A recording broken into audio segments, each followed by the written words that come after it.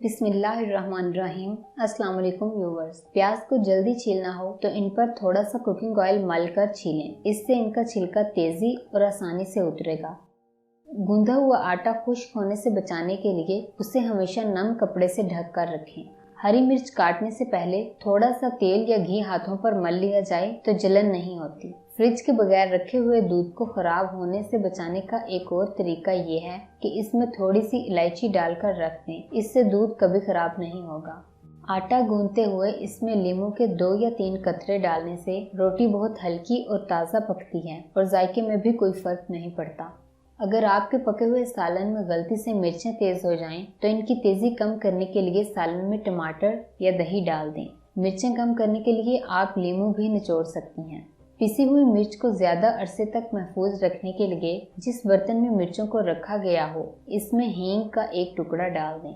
ताज़ा नींबू से ज्यादा रस हासिल करने के लिए इन्हें फ्रिज से निकालकर कुछ देर के लिए कमरे के दर्जा हरारत में रखें और फिर हथेलियों से नरम करने के बाद निचोड़ लें। भिंडी पकाते वक्त थोड़ा सा दही देगची में डाल दें तो इससे भिंडी बर्तन से नहीं चिपकती।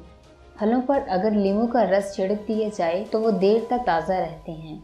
गर्मियों के मौसम में गोश्त को खराब होने से बचाने के लिए एक कपड़े का टुकड़ा लेकर इसे सिरके और पानी में तर करें और फिर गोश्त को इसमें लपेट कर रखें। चावलों को कीड़ा लगने से बचाने के लिए इसमें पिसा हुआ नमक डाल दें। 1 मन चावलों के लिए 1 किलो नमक काफ़ी है।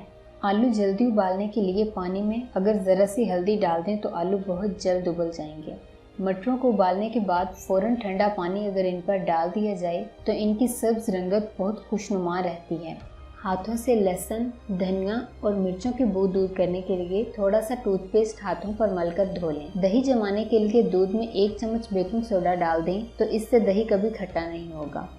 बीन्स को उबालते हुए अगर इसमें चुटकी भर मीठा सोडा डाल दिया जाए तो इनकी सब्ज रंगत बरकरार रहती है।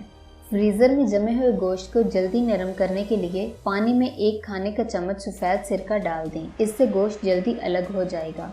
बिस्किट को ताज़ा रखने के लिए इसे हवा बंद डब्बे में चिकनाई जज्ब करने वाले कागज के टुकड़े में डालकर रखें। ऐसा करने से डब्बे में मौजूद बिस्किट काफ़ी अरसे तक ताज़ा और खस्ता रहते हैं।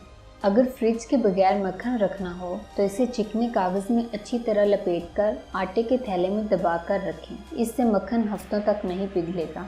अगर आपके किचन में मौजूद शक्कर सख्त हो गई हो तो इसे नरम करने के लिए इसमें सेब का एक टुकड़ा रख दें। पालक भूनते वक्त अगर आप थोड़ा सा दूध डालकर भूनेंगे तो जायका भी अच्छा होगा और कड़वाहट भी नहीं रहेगी। पाए, सिरी, चना या माश की दाल वगैरह को जल्द गलाने के लिए इन्हें चूल्हे पर रखने से पहले इसमें बेकिंग पाउडर मिला दें।